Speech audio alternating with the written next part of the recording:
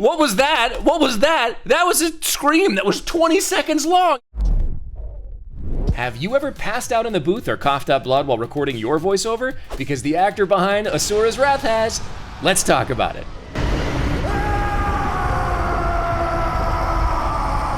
Now, I haven't played this game, but it's kind of been on my radar for many, many years, and after digging into this performance, I think I'm probably gonna go pick it up. It is one of the most dynamic, crazy performances of all time by Liam O'Brien, who typically, when you think about his voice, is actually pretty laid back, right? You think about Liam O'Brien in a lot of like the early Atlas games and stuff like that, and he's just got this sort of, and there's a lot of air involved. Conqueror, back off. You're an embarrassment to our village.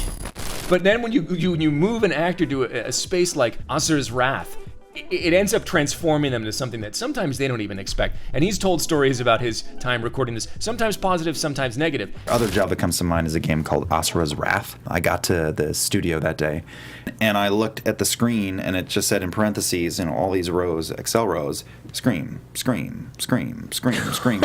And I said, oh, hey, just want to check. I see the screams up there. That's probably that's the combat stuff. So can we do all his cutscene stuff first, and we'll do the combat later, just to preserve my voice? And I went, yeah, that's the cutscenes. It's also a warning to voice actors not to test themselves too far. From what I remember, I believe there's a scream in this game that's 17 seconds long. I don't know any context in which a real person would scream for 17 seconds. This stuff takes a toll on your body and your voice, guys, and it can be really hard behind the booth, which makes it even more important for you to advocate for yourself as a voice actor and say, hey, director, I need a drink of water. We can't do 6 takes of this. Okay, so Asura has been thoroughly disarmed.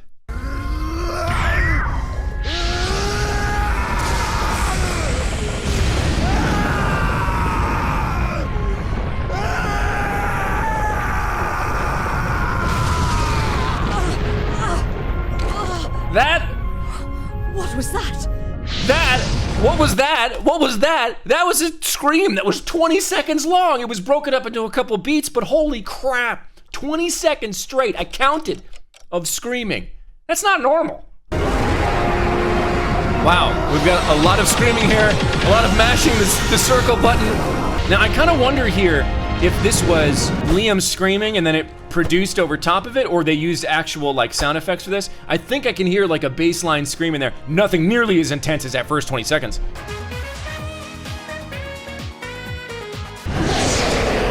Dude, he's just not done. He's just not done. There's more screaming to be had in this.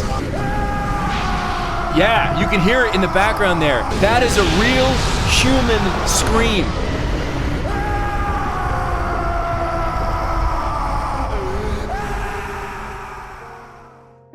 That was insane. That actually kind of made me want to cry a little bit, and here is why. Not because I have, extreme empathy for Liam, which I absolutely do, but because that wasn't just screaming, okay? So people that say it's just screaming, it's not. That was acting. There was real, raw emotion in that scream, and there didn't have to be. If that was in the hands of a less competent actor, it would have come out flat. It would have come out just like noise. Everything is communicating in voice acting, right? Every single syllable, the choices you make for volume, for pitch, for all that stuff, all has to be in service of some level of communication. And even though we're reacting here, we're analyzing a performance that literally has no words, okay?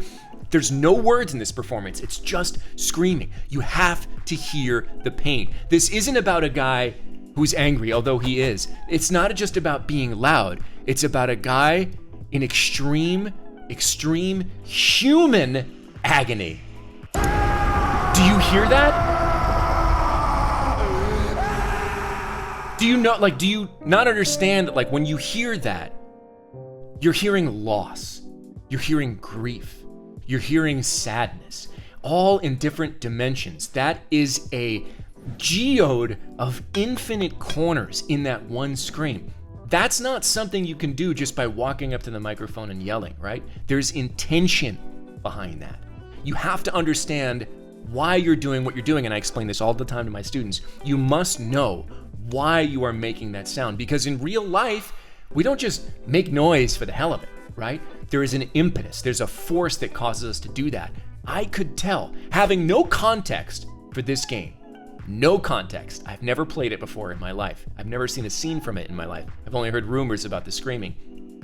I could tell what he was feeling there because it took acting brilliant to deliver it. It wasn't about the voice. It was about his perspective. It was about, I can't believe I'm talking this long about a scream. That's how evocative it is and was. And that's how evocative you can be with every utterance you make as a voice actor. We can phone it in all day, right? We can just rip and read. We can just blah the words that are on the screen. Or we can take the time that you need and that the story deserves, even sometimes at the detriment of our own voice. And again, I'm not saying that you should push yourself this hard to the point of injury, which I believe that Liam did in this scene, but we're talking about a scream that tells a story. Is that noise, is that sound that he made with his vocal cords in service of the story? Hell yeah, it's in service of the story. I learned more about the plot of this game and the character of Asura through that scream than I learn in any boring monologue exposition delivered by a less competent actor than Liam O'Brien. That is the stuff. If you want to unlock that level of power in your voice acting, I got a free ebook that you'll find in the link in the description below about where you can get started in voice acting today. Thanks for coming by and experiencing this artful, unexpectedly artful scream with me, and I'll see you in the next one.